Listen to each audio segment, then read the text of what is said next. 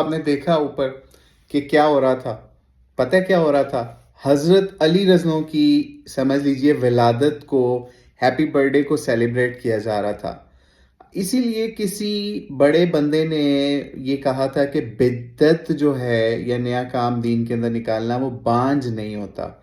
वो आगे से आगे बढ़ता जाता है, उसके मज़ीद आगे बच्चे या उसकी शक्लें पैदा होती रहती हैं।